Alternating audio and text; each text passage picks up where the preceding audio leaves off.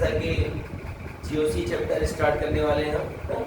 General organic chemistry start की जा रही है आपके सामने, और ये कंपटीशन ऑब्वियस से बेटा बहुत ही इंपॉर्टेंट चैप्टर है। आपको मैं बता रहा हूँ, इस चैप्टर को ध्यानपूर्वक हर टॉपिक को कवर करिएगा, और उसके बाद फिर हम लोग तो धीरे धीरे आगे बढ़ेंगे प्रीवियस क्वेश्चन पे, और जो भी जेईई के क्वेश्चन आए उस पर हम लोग बात करेंगे, 1 बाय 1 बात करेंगे, ठीक है। तो जनरल ऑर्गेनिक केमिस्ट्री की बात होने जा रही है, और ये वेरी इंपॉर्टेंट चैप्टर है, ठीक है। इसको हम कवर करेंगे। जीओसी की बात करनी है, जीओसी की बात करनी है, जीओसी, ठीक है। General organic chemistry, general organic chemistry में क्या होता है, सबसे पहले हम ये बात करते हैं जनरल ऑर्गेनिक केमिस्ट्री, ठीक है। जनरल ऑर्गेनिक केमिस्ट्री, तो ये है आपका जनरल ऑर्गेनिक केमिस्ट्री। आराम से चैप्टर को समझिएगा, ठीक है। जहाँ नहीं समझ में वहाँ कमेंट बॉक्स में आप बताएंगे कि नहीं हमें यहाँ प्रॉब्लम है, ठीक है। जनरल ऑर्गेनिक बेटा इसमें जो है ना, सबसे पहले हम बात करते हैं, सबसे पहले इसमें जो बात होती है, फर्स्ट ऑफ ऑल जो बात होती है वो होती है बॉन्ड क्लीवेज की। सबसे पहले फर्स्ट ऑफ ऑल इसमें हम लोग बॉन्ड क्लीवेज की बात करते हैं, जिसे हम लोग बॉन्ड फिजन की भी कहते हैं, ठीक है ना। बॉन्ड क्लीवेज या बॉन्ड फिजन, ठीक है। बॉन्ड फिजन की बात करते हैं, ठीक है। बॉन्ड फिजन या बॉन्ड क्लीवेज की बात करते हैं, बॉन्ड फिजन या बॉन्ड क्लीवेज की बात करते हैं, ठीक है ना। बॉन्ड फिजन, ठीक है। बॉन्ड फिजन या बॉन्ड क्लीवेज की बात करते हैं। बॉन्ड फिजन या इसी का दूसरा नाम है बॉन्ड क्लीवेज, या इसी को हम लोग बॉन्ड ब्रेकिंग भी कहते हैं, ठीक है ना। तो बॉन्ड फिजन या बॉन्ड ब्रेकिंग, ठीक है। बॉन्ड ब्रेकिंग, तो बॉन्ड को तोड़ा जाता है, बॉन्ड ब्रेकिंग। तो अब बात ये होती है कि बॉन्ड ब्रेकिंग कैसे होती है ना, कैसे बॉन्ड को ब्रेक किया जाता है। तो जनरली अगर मान ले अगर हम इसमें बॉन्ड ब्रेकिंग की बात करें, तो मान लीजिए कि कोई कंपाउंड है, सपोज करिए कि मान लीजिए आपके पास कोई कंपाउंड है जो कि पोलर नेचर का है, C और X, ये कोई बॉन्ड है, C और X ये कोई बॉन्ड है, ठीक है। और इस बॉन्ड को हमें तोड़ना है, ठीक है। जैसे ये बिगिनिंग में जब बना होगा तो कैसे बना होगा, ठीक है। इस बॉन्ड की शुरुआत कैसे हुई होगी, अब इसके में हमें अलग करना है, इसे तोड़ना है, तो हम कैसे तोड़ेंगे, ठीक है। इस बॉन्ड को कैसे तोड़ा जाएगा, ठीक है। इस बॉन्ड को कैसे तोड़ा जाएगा, ठीक। तो अब देखो बॉन्ड को तोड़ना है, तो मान लीजिए सपोज करिए कि ये दो कैंडिडेट है, ठीक है ना। मान लो कैंडिडेट ये A है और ये कैंडिडेट B है, ठीक है। दो लोग हैं, दोनों लोगों ने बिजनेस चालू किया, और इन दोनों को हमें अलग होना है। तो दोनों लोग अलग कैसे होंगे, किस प्रकार से अलग होंगे, क्या क्या पॉसिबिलिटी हो सकती है इनके अलग होने की, वेरी इंपॉर्टेंट बात है, आप ध्यान रखिएगा, ठीक है। इनकी पॉसिबिलिटी क्या हो सकती है अलग होने की। तो बेटा सीधी बात है, हम सभी लोग जानते हैं कि जब हम अलग होते हैं तो दो तरीके से अलग होते हैं। एक तो पढ़े लिखे लोगों की तरह अलग होते हैं, और एक अनपढ़ की तरह अलग होते हैं। पढ़े लिखे लोगों की तरह अलग होने का सेंस हमारा ये है कि जैसे हमारे यूपी और बिहार में बात होती है, पढ़े लिखे लोगों की तरह हमें अलग होना है, तो हम कैसे अलग होते हैं। पढ़े लिखे लोग कैसे अलग होते हैं, भैया जो आपका था आप ले जाओ, जो मेरा था वो मुझे दे दो, और बात यहीं तक खत्म कर देते हैं। तो इस तरह से अगर डिस्ट्रीब्यूशन हो रहा है, इलेक्ट्रॉनों का डिस्ट्रीब्यूशन अगर इस तरीके से हो रहा है, तो ये पढ़े लिखे लोगों की तरह होगा। अर्थात अब हमें हो क्या रहा है यहाँ पे कि ये बॉन्ड है, आप ये देख रहे हो, आपके सामने है, ये बॉन्ड है। अब एक बॉन्ड के अंदर कितने इलेक्ट्रॉन होते हैं, 2 इलेक्ट्रॉन होते हैं। एक बॉन्ड के अंदर कितने इलेक्ट्रॉन होते हैं, 2 इलेक्ट्रॉन। तो यदि एक इलेक्ट्रॉन इसके पास चला गया और एक इलेक्ट्रॉन इसके पास चला गया, तो इस परिस्थिति में क्या होगा, बॉन्ड टूट जाएगा। इस परिस्थिति में बॉन्ड टूट जाएगा, और जैसे ही बॉन्ड टूटेगा बेटा, तो ये जो फॉर्मेशन होगा वो आपका ये होगा कि यहाँ पर जो है वो C नेगेटिव आएगा, मतलब C रेडिकल आएगा, और यहाँ पर जो है वो X रेडिकल आएगा, ठीक है ना। ध्यान रखिएगा, X रेडिकल आएगा, ठीक है। X रेडिकल आएगा, ठीक, X रेडिकल ये इस तरीके से ब्रेक होगा, क्योंकि एक बॉन्ड के अंदर 2 इलेक्ट्रॉन थे, तो हमने क्या किया, एक इलेक्ट्रॉन इसको दे दिया और एक इलेक्ट्रॉन इसको दे दिया, ये अलग हो गए दोनों तरीके, ठीक है। अब ऐसा भी हो सकता है कि अगर मैं इन्हें ऐसे अलग करूं, ऐसी भी पॉसिबिलिटी हो सकती है, थोड़ा ध्यान रखिएगा। अगर ऐसी पॉसिबिलिटी बन रही है अलग होने की, जैसे मान लो कि मेरे पास ये है C, यहाँ पर मैंने लगाया C पे पॉजिटिव, और यहाँ पर मैंने लगाया A पर नेगेटिव, इसका मतलब क्या हो रहा है, यहाँ पर ये हो रहा है ये जो बॉन्ड ब्रेकिंग हो रही है वो एक प्रकार की गुंडागर्दी होती है। गुंडागर्दी का सेंस कि अब यहाँ पे पावरफुल कौन है, तो यहाँ पे पावरफुल है ए। ऐसे पता लगा कि ए ने क्या किया, अपना इलेक्ट्रॉन तो रखा ही रखा, सी वाले का भी इलेक्ट्रॉन अपने पास रखी। बस मेरे ना यहाँ पे अगर हम देखा जाए तो जो एक इलेक्ट्रॉन नेगेटिविटी है वो सी से ज्यादा है, ठीक है। यहाँ पे सी जो है पावरफुल है, सी डोमिनेट कर रहा है, मतलब ए पावरफुल है, ए डोमिनेट कर रहा है सी को, ठीक है ना। तो अब यहाँ पर ये इस तरह का फॉर्मेशन होता है। अब ये चीजें ऐसी भी हो सकती है, इस बॉन्ड को हम ऐसे भी तोड़ सकते हैं, थोड़ा ध्यान रखिएगा मैं जो बातें करूँगा। इस बॉन्ड को मैं ऐसे भी तोड़ सकता हूँ, सी पे नेगेटिव आ जाए और ए पर पॉजिटिव आ जाए, ऐसी भी स्थितियां जनरेट हो सकती है, ए पर पॉजिटिव आ जाए। तो अगर ऐसी बातें हम लोग करते हैं तो ये ऐसे भी बॉन्ड को तोड़ा जा सकता है। तो जो पॉसिबिलिटी है बॉन्ड ब्रेकिंग की जो पॉसिबिलिटी है वो आपके सामने दिखाई पड़ रही है कि हम बॉन्ड को कितने प्रकार से, कितने टाइप से तोड़ सकते हैं। इस तरह का जो बॉन्ड टूटता है जहां पर इक्वल डिस्ट्रीब्यूशन ऑफ इलेक्ट्रॉन होते हैं, बेटा ध्यान रखिएगा, अगर हम इलेक्ट्रॉनों का डिस्ट्रीब्यूशन इक्वली कर रहे हैं, दोनों को समान रूप से इलेक्ट्रॉनों का वितरण कर रहे हैं, समान रूप से इलेक्ट्रॉनों को दे रहे हैं, तो इस तरह के डिस्ट्रीब्यूशन को हम लोग होमोलैटिक कहते हैं, homolytic bond fission. Mainly bond fission दो प्रकार के होते हैं, homolytic and heterolytic. Homolytic bond fission होता है, इस तरह का बॉन्ड फिजन को होमोलैटिक बॉन्ड फिजन कहा जाता है। आप इस बात को ध्यान रखेंगे, ठीक है। अगर आपसे कह दिया जाए कि इस बॉन्ड को होमोलैटिकली ब्रेक करना है, इस बॉन्ड को होमोलैटिकली ब्रेक करना है, इसका मतलब होमोलैटिक फिजन कराना है, ठीक है। होमोलैटिक फिजन कराना, ठीक है, होमोलैटिक फिजन कराना। तो ये होमोलैटिकली तोड़ा गया, ये जो बना आपका होमोलैटिकली बना। अब ये डॉट को हम लोग बोलते हैं फ्री रेडिकल। अगर किसी पे डॉट लगा हुआ है तो इसे हम लोग बोलते हैं फ्री रेडिकल बोलते हैं, ध्यान रखिएगा। इसे हम बोलते हैं फ्री रेडिकल, इसे हम बोलते हैं फ्री रेडिकल बोलते हैं। आप इस बात को ध्यान रखिएगा, ठीक है, फ्री रेडिकल बोलते हैं। अब अगर सी पे पॉजिटिव लगा हुआ है तो इसे बेटा हम लोग बोलते हैं कार्बोकैटायन। इसे हम क्या बोलते हैं, कार्बोकैटायन। इसे हम क्या बोलते हैं, कार्बोकैटायन बोलते हैं। इसे हम क्या बोलते हैं, कार्बोकैटायन बोलते हैं। और अगर सी पर नेगेटिव लगा हुआ है, सी पे नेगेटिव लगा हुआ है तो इसे हम बोलते हैं कार्बोएनायन। इसे हम बोलते हैं कार्बोएनायन, ठीक है ना, कार्बोकैटायन एंड कार्बोएनायन। थोड़ा सा बोर्ड छोटा सा है तो थोड़ा सा आपको जो है प्रॉब्लम आएगी, लेकिन अगर आप ध्यान से देखेंगे तो सारे पिक्चर क्लियर होंगे। तो सी पे पॉजिटिव कार्बोकैटायन, सी पे नेगेटिव कार्बोएनायन, सी पे रेडिकल फ्री रेडिकल, सी पे डॉट का मतलब फ्री रेडिकल, ठीक है। तो ये जो बॉन्ड क्लीवेज से अब होता क्या है कि बॉन्ड ब्रेकिंग जो हमारी होती है वो मेनली दो प्रकार की होती है। ये तो आपने देख लिया, या तो बॉन्ड को होमोलैटिकली ब्रेक किया जाए, और ये जो बॉन्ड ब्रेकिंग हो रही है, अब कार्बोकैटायन और कार्बोएनायन बनता है, इसको हम लोग बोलते हैं हेटेरोलेटिक। इसको हम क्या बोलते हैं, हेटेरोलेटिक बोलते हैं। इसको हम लोग बोलते हैं हेटेरोलेटिक बॉन्ड फिजन, ठीक है ना। हेटेरोलेटिक बॉन्ड फिजन कहा जाता है। ध्यान से बिल्कुल आप ध्यान रखेंगे तो चीजें क्लियर होंगी, हर एक चीज कवर होगा, बस आपको ध्यान रखना है। इसको बोलते हैं हेटेरोलेटिक बॉन्ड फिजन और इसे बोलते हैं होमोलैटिक बॉन्ड फिजन। बस मतलब बॉन्ड ब्रेकिंग मेनली दो प्रकार की होती है, एक होमोलैटिक और दूसरा हेटेरोलेटिक, ठीक है। तो होमोलैटिक और हेटेरोलेटिक बॉन्ड फिजन के दौरान हमारे कुछ रिएक्शन इंटरमीडिएट का निर्माण होता है, इसे हम लोग कार्बोकैटायन, कार्बोएनायन और फ्री रेडिकल बोलते हैं। तो ये जो फॉर्मेशन होता है इसको हम लोग रिएक्शन इंटरमीडिएट कहते हैं। तो आप स्क्रीनशॉट ले लें, फिर हम आगे बढ़ते हैं, ठीक है ना। स्क्रीनशॉट ले लें, फिर हम आगे बढ़ते हैं, ठीक। तो ये यहाँ तक बात हुई है, ठीक है, यहाँ तक हमारी बात हुई है। अब हम आगे बढ़ते हैं, बिल्कुल सिंपल है, कुछ करना नहीं है। क्या हमने क्या बात की अभी तक, ये बॉन्ड फिजन या बॉन्ड ब्रेकिंग कितने टाइप्स की होती है। बॉन्ड ब्रेकिंग दो प्रकार की होती है, एक तो होता है होमोलैटिक, एक होता है होमोलैटिक बॉन्ड ब्रेकिंग, और दूसरा होता है, एक तो होमोलैटिक बॉन्ड ब्रेकिंग होता है और दूसरा जो होता है वो हेटेरोलेटिक बॉन्ड ब्रेकिंग होता है। होमोलैटिक बॉन्ड ब्रेकिंग के अंदर क्या बनता है भैया, होमोलैटिक बॉन्ड ब्रेकिंग के अंदर जो है फ्री रेडिकल का निर्माण होता है।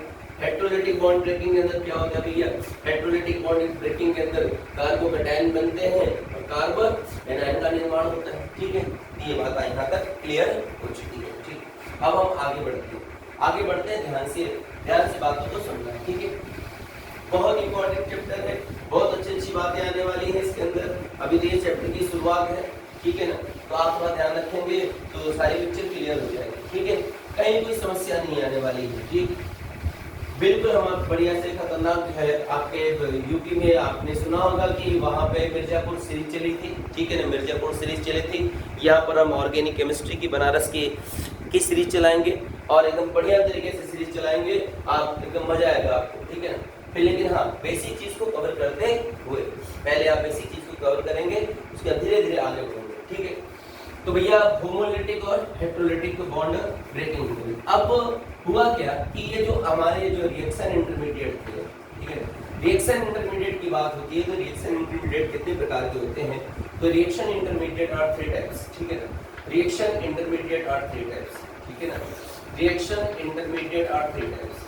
रिएक्शन जो इंटरमीडिएट होते हैं वो रिएक्शन इंटरमीडिएट जो होते हैं वो 3 प्रकार के होते हैं, आप इस बात को ध्यान रखिएगा और इसको नोट डाउन करते रहिए। रिएक्शन इंटरमीडिएट आर 3 टाइप्स, ठीक है ना, 3 प्रकार के रिएक्शन इंटरमीडिएट 3 टाइप्स, 3 प्रकार के रिएक्शन इंटरमीडिएट होते हैं। होते तो बेटा वैसे 5 प्रकार के हैं ना, 5 प्रकार के होते हैं। एक तो होता है कार्बिन और एक होता है नाइट्रिन, लेकिन कार्बिन नाइट्रिन का उपयोग जो है हम हर परिस्थिति में नहीं करते हैं, हर जगह पे नहीं, कुछ स्पेशल केस में कार्बिन और नाइट्रिन का यूज किया जाता है, ज्यादातर केस में हम इन्हीं का यूज करते हैं, इसलिए आपको ध्यान रखना है। अगर ऑप्शन में कार्बिन नाइट्रिन दिया हुआ है तब तो हम उसको भी ऑप्शन टिक करेंगे, और नहीं दिया हुआ है तो मेनली जो है अगर देखा जाए तो रिएक्शन इंटरमीडिएट जो हमारे होते हैं वो 3 प्रकार के होते हैं।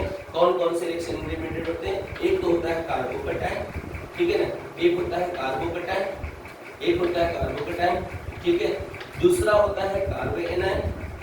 कार्बोकैटायन का मतलब सी पॉजिटिव, कार्बोकैटायन का मतलब सी पॉजिटिव। अब कार्बोएनायन, कार्बोएनायन, कार्बोएनायन, और कार्बोएनायन का मतलब होता है बेटा सी पे नेगेटिव चार्ज, ठीक है, और फ्री रेडिकल। अब इसके बाद बात आती है फ्री रेडिकल की बात आती है। तो फ्री रेडिकल की अगर मैं बात करूं तो फ्री रेडिकल जैसा मैंने आपको बताया कि कार्बन के ऊपर डॉट लगा हुआ है, इसको हम लोग free radical, carbocation, कार्बोएनायन and free radical, ठीक है ना। तो दीज आर रिएक्शन इंटरमीडिएट, ये रिएक्शन इंटरमीडिएट है, ये सारे आपके क्या है रिएक्शन इंटरमीडिएट। मतलब आप इसको अगर फील करें तो क्या है कि जब कोई रिएक्शन होता है ना, जब कोई रिएक्शन होता है तो रिएक्शन में 2 चीजें होती है, एक तो होता है रिएक्टेंट और एक होता है प्रोडक्ट। एक होता है रिएक्टेंट और एक होता है प्रोडक्ट। इसके बीच में जो घटना घटती है, इसके जो बीच में घटना घटती है, जो चीजें होती हैं उसे रिएक्शन इंटरमीडिएट बोला जाता है, उसे रिएक्शन इंटरमीडिएट बोला जाता है। इसके बीच में जो घटना घटती है उसे रिएक्शन इंटरमीडिएट बोला जाता है, ठीक है ना। किसी भी रिएक्शन के मिड पॉइंट में मतलब इंटरमीडिएट, मध्यवर्ती, हिंदी में बोलते हैं मध्यवर्ती, मध्यवर्ती मतलब बीच में, रिएक्टेंट और प्रोडक्ट के बीच में जो घटना घट रही है उसे हम रिएक्शन इंटरमीडिएट कहते हैं, ठीक है ना। तो ये बात आपको पता होनी चाहिए और धीरे धीरे हम आगे बात करेंगे, ठीक है ना। ये रिएक्शन इंटरमीडिएट ये कितने प्रकार के होते हैं? 3 प्रकार के होते हैं। कौन कौन से होते हैं? कार्बोकैटायन, ठीक है ना, कार्बोएनायन और फ्री रेडिकल, ठीक है ना। कार्बिन और नाइट्रिन भी होते हैं, मैंने आपको बताया कार्बिन और नाइट्रिन भी होते हैं, लेकिन वो स्पेशल केस में उनका उपयोग किया जाता है, जरूरत पड़ने पर हम करेंगे, ठीक है। अगर कहीं जरूरत पड़ती है उनकी तो हम उस पर भी चर्चा करेंगे, बिल्कुल चर्चा करेंगे, तो 100% ये गारंटी है कि हम उस पर भी चर्चा करेंगे आपसे ना, ठीक है। अब आगे बात बढ़ती है कि अब ये होमोलिटिक और हेटेरोलिटिक है क्या, बहुत इंपॉर्टेंट है, बेसिक बातें हैं। क्या ये होमोलिटिक है, क्या ये हेटेरोलिटिक है, कैसे इनका जन्म हुआ, इनसे क्या क्या चीजें हमें सीखने को मिलती हैं, कैसे क्वेश्चन पूछे जाते हैं। बहुत ही बेसिक क्वेश्चन बेटा पूछे जाते हैं। अगर आपने एनसीईआरटी को प्रॉपर तरीके से ईमानदारी से कवर किया हुआ है तो नीट के सारे क्वेश्चन, जेईई मेंस के भी सारे क्वेश्चन कंप्लीट कवर हो जाते हैं। अगर लाइन टू लाइन अगर आपने बात की है एनसीईआरटी की तो एकदम 100% कोई क्वेश्चन छूटने वाला नहीं है। एडवांस के लिए थोड़ा सा आपको अलग से एफर्ट लगाना पड़ता है, ठीक है, थोड़ा सा आपको अलग से एफर्ट लगाना पड़ता है, ठीक है। तो जैसे कि अब हमने बात किया होमोलिटिक फिजन, तो होमोलिटिक फिजन क्या है? तो होमोलिटिक में क्या है, नाम से स्पष्ट हो रहा है, होमोलिटिक होमोलिटिक फिजन, ठीक है, होमोलिटिक फिजन, ध्यान रखिएगा। होमोलिटिक फिजन की बात हो रही है, होमोलिटिक फिजन की बात हो रही है, या इसी को हम लोग बोलते हैं होमोलाइटिकली, होमोलाइटिकली या होमोलाइसिस, या इसी का दूसरा नाम है होमोलाइसिस, होमोलाइसिस, होमोलाइसिस, ध्यान रखना, लाइसिस। तो ये दोनों टर्म्स एक ही है, बात एक ही है, सिर्फ कहने का सेंस अलग है, होमोलिटिक फिजन या होमोलाइसिस। होमो का मतलब होता है, देखो ध्यान से, होमो का मतलब होता है सेम, होमो का मतलब होता है सेम, होमो का मतलब होता है सेम, और लाइसिस का मतलब होता है ब्रेक करना, लाइसिस का मतलब होता है ब्रेक करना, ठीक है ना, लाइसिस का मतलब होता है ब्रेक करना, ठीक है ना, लाइसिस का मतलब होता है ब्रेक करना, ब्रेक, ठीक है ना। मतलब हम यहाँ पे क्या करते हैं, सेम कंपाउंड के सेम इलेक्ट्रोनेगेटिव एटम को, सेम तरह के कंपाउंड को ब्रेक करते हैं, ब्रेक डाउन करते हैं, उनको अलग करते हैं, ठीक है। तो क्या प्रोसेस है, इसको ध्यान रखना। होमोलाइसिस का मतलब होता है, होमो का मतलब होता है सेम, और लाइसिस का मतलब होता है ब्रेक करना, लाइसिस का मतलब होता है ब्रेक करना, ठीक है ना। तो ये बात है, ठीक है। अब इसमें होता क्या है, इस पे थोड़ा हम लोग विचार करते हैं, ध्यान से, इस पर क्या होता है, इस पर विचार करते हैं, ठीक है बेटा, बिल्कुल विचार करते हैं। तो अगर हम ध्यान दें होमोलिटिक में, तो होमोलिटिक में होता क्या है कि हम ऐसे दो एटम का चुनाव करते हैं, देखो ध्यान से, हम होमोलिटिक फ्यूजन में ऐसे दो एटम का चुनाव करते हैं, जैसे मान लो मैंने लिया ए और ए, सपोज करो मैंने लिया ए और ए, और इसका मैंने करा दिया होमोलिटिक, इसका मैंने करा दिया होमोलिटिक फ्यूजन करा दिया, ठीक है, इसका मैंने करा दिया होमोलिटिक फ्यूजन करा दिया, ठीक है, ध्यान रखिएगा, ये होमोलिटिक फ्यूजन करा दिया मैंने, ठीक है। ये जो फ्यूजन होती है कि बेटा लाइट के प्रेजेंस में होती है, लाइट के प्रेजेंस में, लाइट के प्रेजेंस में कराई जाती है, इन द प्रेजेंस ऑफ लाइट। तो पहली कंडीशन तो ये है, पहला शर्त ये वेरी वेरी इंपॉर्टेंट, पहली शर्त ये है कि होमोलिटिक जब आप क्लीवेज कराते हो तो उसमें जो दो एटम पार्टिसिपेट करते हैं ना, उनकी जो इलेक्ट्रोनेगेटिविटी होती है वो तो या तो वो जीरो होती है, दोनों एटम की जो इलेक्ट्रोनेगेटिविटी होती है या तो जीरो होती है या तो ऑलमोस्ट जीरो होती है, लगभग जीरो होती है, जीरो के मतलब बराबर होती है, ठीक है। तो ये बात आपको ध्यान रखनी है कि दोनों एटम की जो इलेक्ट्रोनेगेटिविटी है या तो जीरो होगी, ठीक है ना, electronegativity of both atom will be zero या ऑलमोस्ट जीरो, ठीक है। आप पहली कंडीशन तो ये ध्यान रखनी कि जब हम किसी एटम का होमोलिटिक फ्यूजन कराते हैं, दो एटम का होमोलिटिक फ्यूजन कराते हैं, तो उसमें दोनों एटम की जो इलेक्ट्रोनेगेटिविटी होती है वो उसकी जो वैल्यू होती है या तो ऑलमोस्ट जीरो होती है या तो जीरो के बराबर होती है, ये बात आपको बिल्कुल ध्यान रखनी है, ठीक है ना। यहाँ पर मामला फंस जाता है ऑब्जेक्टिव में, जितनी छोटी छोटी, जितना बढ़िया आपका सब्जेक्टिव तैयार होगा, मैं आपको गारंटी दे रहा हूँ, ठीक है, कि उतना बढ़िया आपका ऑब्जेक्टिव होगा। सब्जेक्टिव यदि आपका वीक हुआ कि आपका ऑब्जेक्टिव जो है प्रॉब्लम में आ जाएगा, ठीक है। तो मैंने कहा कि मैंने क्या बोला कि जो एटम है उनकी इलेक्ट्रोनेगेटिविटी सेम, ठीक है ना। ये ले लिया मैंने एग्जांपल आर करके, मैंने एग्जांपल आपके सामने ये ले लिया, मान लो मैंने लिया CH3 ले लिया, और मैंने कहा कि इसका होमोलिटिक फ्यूजन करा दो, होमोलिटिक फ्यूजन करा देते हैं, होमोलिटिक फ्यूजन करा देते हैं, ठीक है ना, होमोलिटिक फ्यूजन करा देते हैं, ठीक है, बिल्कुल कराएंगे होमोलिटिक फ्यूजन। जब होमोलिटिक फ्यूजन हमने इसका कराया तो मैंने ये देखा कि homolytic in the presence of light, light के प्रेजेंस में बॉन्ड एनर्जी के हिसाब से एनर्जी दोगे तभी तो ये बॉन्ड टूटेगा। सिंगल बॉन्ड है तो सिंगल बॉन्ड की जो एनर्जी होगी, तो सिंगल बॉन्ड की एनर्जी को उतनी एनर्जी दोगे तभी तो ये बॉन्ड टूटेगा, ठीक है, तो सीधी सीधी बात है, ठीक है। तो हुआ क्या कि ये हमने करा दिया। अब एक सबसे इम्पोर्टेंट बात ये है कि ये जो अभिक्रिया, ये जो केमिकल रिएक्शन होता है ना, ये जो होमोलिटिक क्लीवेज, होमोलिटिक ब्रेकिंग जो होती है ना बेटा, ये किस में होती है, नॉन पोलर सॉल्वेंट के प्रेजेंस में होती है, नॉन पोलर सॉल्वेंट के प्रेजेंस में कराई जाती है। आप ये बात आपको ध्यान रखनी है, HNU and oblique non polar solvent, non polar solvent, non polar solvent, non polar solvent के प्रेजेंस में कराई जाती है, नॉन पोलर सॉल्वेंट के प्रेजेंस में कराई जाती है। अगर आपको ये बात पता नहीं है तो आप ध्यान रखिएगा कि होमोलिटिक जो फ्यूजन होता है वो नॉन पोलर सॉल्वेंट की उपस्थिति में कराई जाती है, पोलर सॉल्वेंट नहीं है, क्योंकि यहाँ पे क्या है, इसमें कोई पोल ही नहीं है, नॉन पोल, मतलब ये जो कंपाउंड है ये भी नॉन पोलर है, तो नॉन पोलर होगा, लाइक डिसॉल्व लाइक, हमने पढ़ा है लाइक डिसॉल्व लाइक। तो नॉन पोलर सॉल्वेंट के प्रेजेंस में यह रासायनिक अभिक्रिया, यह केमिकल रिएक्शन कराई जाती है। जैसे ही ये कंपाउंड, इस कंपाउंड का होमोलिटिक फ्यूजन कराया जाएगा लाइट के प्रेजेंस में और इसको नॉन पोलर सॉल्वेंट में डाला जाएगा, वैसे ही ये क्या करेंगे, इनके बॉन्ड टूट जाएंगे। अब बॉन्ड को तोड़ने का तरीका भी होना चाहिए होमोलिटिक में, ध्यान रखिएगा। होमोलिटिक में जब हम बॉन्ड को तोड़ते हैं बेटा तो सिंगल एरो लगाते हैं, ऐसे हाफ एरो लगाते हैं। कभी भी आप ऐसे एरो नहीं लगाएंगे। ऐसे अगर एरो लगा दिया तो मामला गड़बड़ हो जाएगा। जल्दीबाजी में हम ऐसे कर देते हैं, ठीक है, ऐसे और ऐसे कर देते हैं, ठीक है, ऐसे और ऐसे कर देते हैं। और ऐसे करने का सेंस ये हुआ, एक बॉन्ड के अंदर दो ही इलेक्ट्रॉन होते हैं, और जब दो इलेक्ट्रॉन होते हैं तो दोनों इलेक्ट्रॉन आपने क्या किया, दो इसको दे दिया, फिर दो इसको दे दिया, 4 इलेक्ट्रॉन का डिस्ट्रीब्यूशन कर दिया। जबकि ऐसा होता नहीं, ठीक है ना, ऐसा होता नहीं है। तो हाफ एरो से आप इसको इंडिकेट करेंगे, ठीक है ना, हाफ एरो लगाएंगे और हाफ एरो लगाने के बाद आप इस बॉन्ड को ब्रेक करेंगे। अब जैसे ये बॉन्ड ब्रेक करेगा बेटा, इन terms of free radical, in terms of radical, ये रेडिकल के फॉर्म में जाएंगे। मैंने आपको बताया था जब इक्वल डिस्ट्रीब्यूशन ऑफ इलेक्ट्रॉन होता है तो यहाँ पर क्या बनते हैं, रेडिकल का फॉर्मेशन होता है, फ्री रेडिकल का फॉर्मेशन होता है। अब यहीं से जो है फ्री रेडिकल का निर्माण हो रहा है, यहीं से फ्री रेडिकल की उत्पत्ति हो रही है। फ्री रेडिकल की उत्पत्ति कहाँ से हो रही है, होमोलैटिक फिजन से हो रही है। फ्री रेडिकल का निर्माण होमोलैटिक फिजन से होता है, ठीक है ना। यहाँ पर हमने क्या किया, बॉन्ड को ब्रेक किया, यहाँ पर हमने इलेक्ट्रॉन का डिस्ट्रीब्यूशन किया, equal distribution of electron, distribution of electron equal हो रहा है, ध्यान रखना, कंप्लीट ट्रांसफॉर्मेशन ऑफ इलेक्ट्रॉन नहीं हो रहा है ना, इक्वल डिस्ट्रीब्यूशन ऑफ इलेक्ट्रॉन है। मतलब एक बॉन्ड के अंदर दो इलेक्ट्रॉन, तो एक इलेक्ट्रॉन एक इसके पास, एक इलेक्ट्रॉन इसके पास।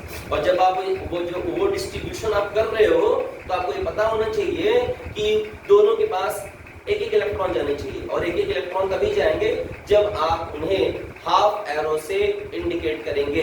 अगर फुल एरो लगा दिया, फुल एरो का सीधा सीधा मतलब हो गया, ऐसे लगाने का मतलब हो गया दो इलेक्ट्रॉन, ठीक है ना।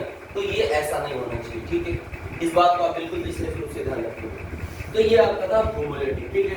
नॉन पोलर सॉल्व, पहले तो ये क्या है, it is a property of single bond, ये सिंगल बॉन्ड की property, it is a property of sigma bond, it is a property of saturated bond, कुछ भी बोल सकते हैं आप, ठीक है ना। सिंगल बॉन्ड के मध्य ये होमोलैटिक क्लीवेज कराया जा रहा है, सिंगल बॉन्ड यहाँ पर भी है, सिग्मा बॉन्ड के मध्य कराया जाता है, ठीक है ना। जब आप इसका होमोलैटिक यहाँ पर डिस्ट्रीब्यूशन कैसा हो रहा है, equal distribution of electron with each other, equal distribution of electron with each other, दोनों के पास इक्वल डिस्ट्रीब्यूशन हो रहा है, इलेक्ट्रॉनों का जो डिस्ट्रीब्यूशन हो रहा है इक्वली हो रहा है, दोनों के पास इक्वल डिस्ट्रीब्यूशन ऑफ इलेक्ट्रॉन हो रहा है, ठीक है। तीसरी कंडीशन क्या है कि product formation in terms of free radical, जो प्रोडक्ट बन रहा है according to होमोलैटिक cleavage, homolytic fission के दौरान जो फ्री रेडिकल बन रहा है, ठीक है, मतलब जो प्रोडक्ट बन रहा है उसमें फॉर्मेशन किसका हो रहा है, फ्री रेडिकल का फॉर्मेशन हो रहा है। Free radical are sp2 hybridised, ये बात को ध्यान रखना है, जो फ्री रेडिकल होते हैं वो sp2 हाइब्रिडाइज्ड होते हैं, ठीक है। Homolytic cleavage, homolytic fission, homolytic bond breaking is carried out in non polar solvent in the presence of light, non polar solvent के प्रेजेंस में कराई जाती है और लाइट की उपस्थिति वहाँ रहती है। तो ये सारी बातें, छोटी छोटी बातें जो निकल के आ रही है यहाँ से, इसको आपको पॉइंट आउट भी करना पड़ेगा, ठीक है ना।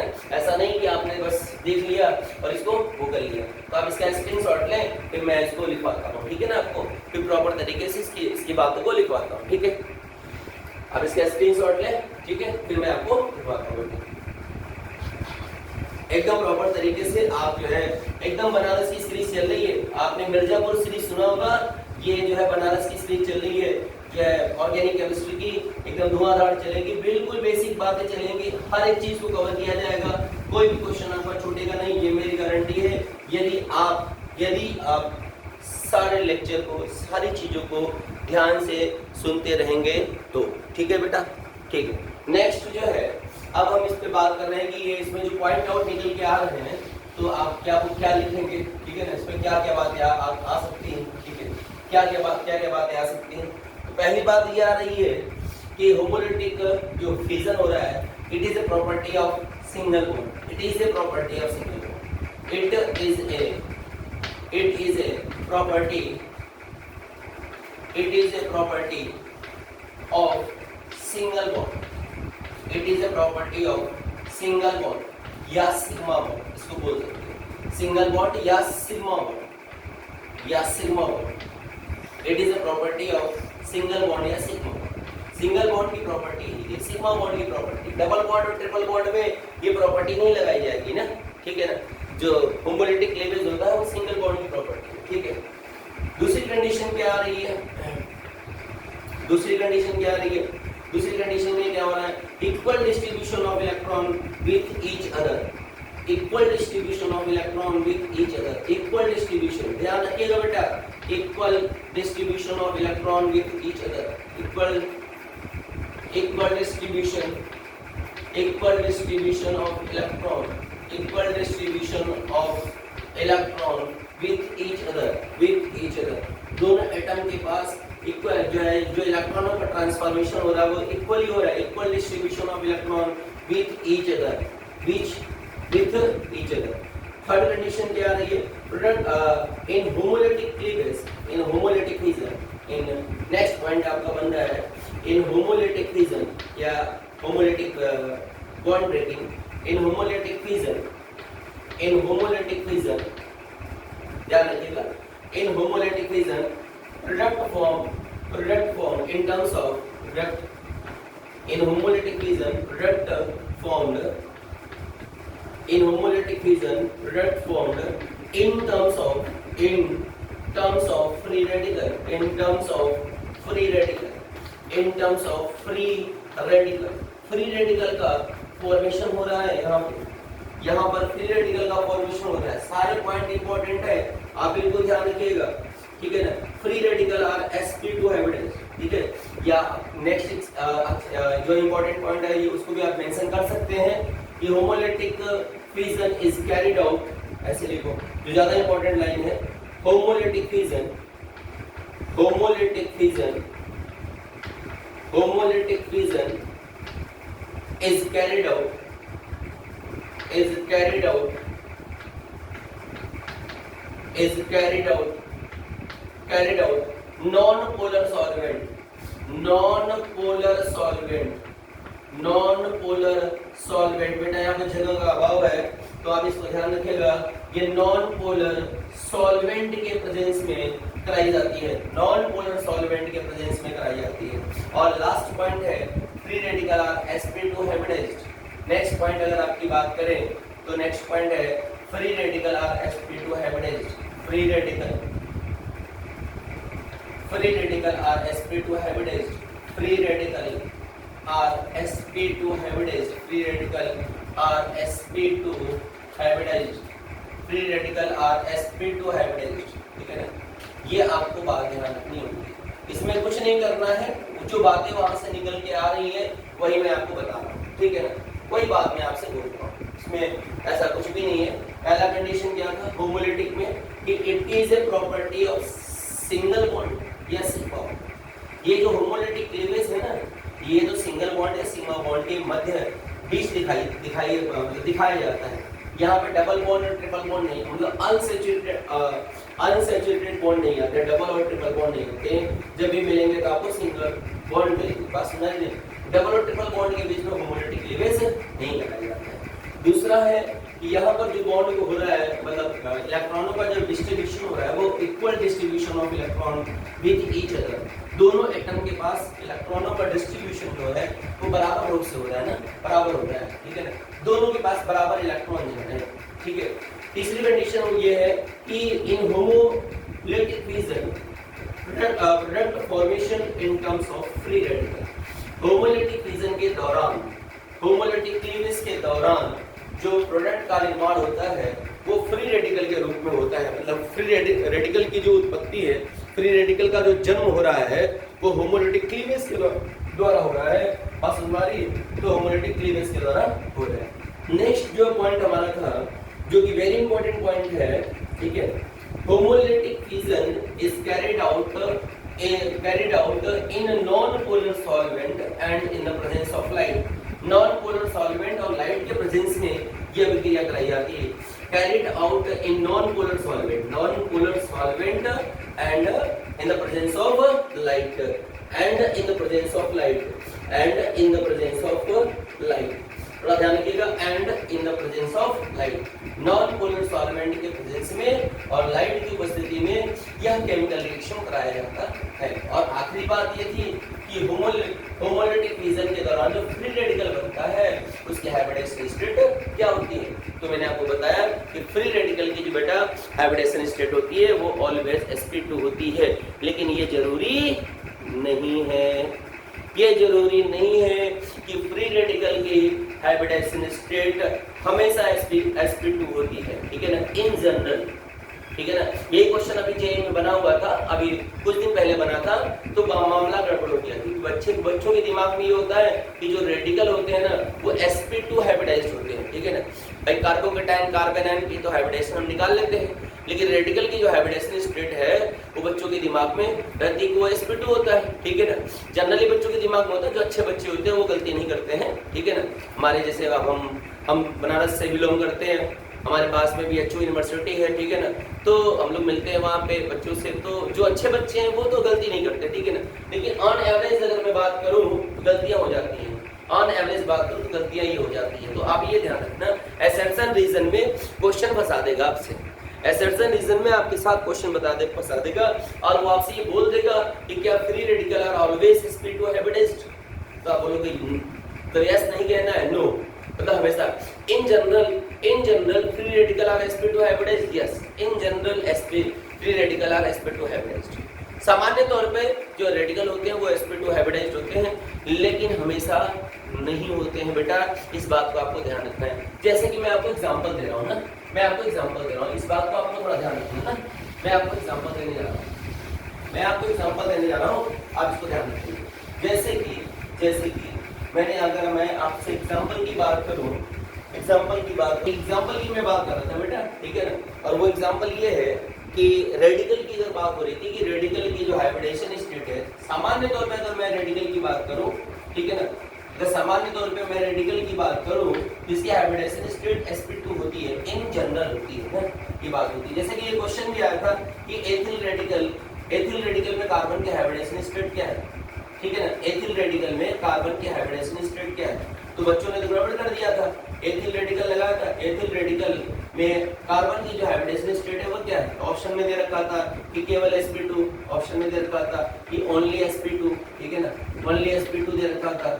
फिर उसके बाद उसने ऑप्शन रखा था sp2, sp3 दे रखा था, ठीक है। ऐसे करके 4 ऑप्शन बना रखे थे, मालूम होती सी ऑप्शन था आपका sp2 एंड sp2, ऐसे करके 4 ऑप्शन बने हुए थे, ठीक है। तो पहले तो आप ये ध्यान रखिएगा, एथिल रेडिकल की बात हो रही है, तो एथिल रेडिकल में कार्बन रेडिकल sp2 हाइब्रिडाइज्ड होता है, लेकिन जिस कार्बन पे रेडिकल लगा होगा उसकी हाइब्रिडाइजेशन स्टेट बेटा sp2 होगी। और अगर इसे आप ध्यान से देखें तो ये आपका ऐसे होगा, ये आपका ऐसे लिखा जाएगा, ये होगा CH3 और ये हो जाएगा CH2, और रेडिकल जो है ना बेटा ये इस कार्बन पे आएगा, रेडिकल जो है इस कार्बन पे आएगा, बात समझ में आ रही मेरी, रेडिकल इस कार्बन पे आएगा, और जैसे रेडिकल इस कार्बन पे आया तो इस कार्बन की हाइब्रिडाइजेशन स्टेट तो sp2 हो गई, और इस कार्बन की हाइब्रिडाइजेशन स्टेट क्या हो जाएगी, sp3 हो जाएगी। तो आंसर आपका sp2 और sp3 बोथ हो जाएगा, बी ऑप्शन इज राइट हो जाएगा। हाँ, और एक सबसे इंपॉर्टेंट बात मैं आपको बताने वाला था, जो जेईई के क्वेश्चन में आया हुआ था कि क्या रेडिकल हमेशा sp2 हाइब्रिडाइज्ड होते हैं, तो नहीं, रेडिकल हमेशा sp2 हाइब्रिडाइज्ड नहीं होते हैं। आप एक बात ध्यान रखना है, यदि कार्बन की इलेक्ट्रॉन नेगेटिविटी से ज्यादा इलेक्ट्रॉन नेगेटिव एटम जुड़ा हुआ है उसके बाजू में, तब तो उसकी हाइब्रिडाइजेशन स्टेट sp3 आएगी बेटा, और नहीं तो sp2 आएगी। जैसे कि मैंने कहा कि CH3, मैंने यहाँ पे कर दिया CH3 रेडिकल, यहाँ पर लगा दिया CH3 रेडिकल लगा दिया, तो इस कंडीशन में इसकी हाइब्रिडाइजेशन स्टेट sp2 आएगी। ये बात बिल्कुल 100% सत्य है, कहीं कोई गड़बड़ नहीं है। लेकिन अगर मैं आपसे कह दूं कि ये CF3 में इसको लिख दूं, ठीक है ना, तो एक बात आप इसको नोट डाउन कर लेना कि कार्बन की इलेक्ट्रॉन नेगेटिविटी से ज्यादा इलेक्ट्रॉन नेगेटिव एटम यदि कार्बन से जुड़े हुए हैं और उस कंडीशन में हाइब्रिडेशन की बात होती है, तो आप ये ध्यान रखिएगा यहाँ का जो हाइब्रिडेशन, यहाँ की जो हाइब्रिडेशन स्टेट है वो sp3 हो जाएगी। और ये बहुत ही इंपॉर्टेंट केस है, बहुत इंपॉर्टेंट केस है, बच्चे बहुत बार गलती करते हैं इस केस में, ठीक है ना। तो आप इस बात को ध्यान रखेंगे, इस बात को आपको ध्यान रखना है। और मैं जो है अब नेक्स्ट लेक्चर में हम लोग बात करेंगे, अगले लेक्चर की तरफ बढ़ेंगे, ठीक है। आज के लिए बेटा इतना काफी है, इसको आप प्रॉपर तरीके से रिवाइज करें।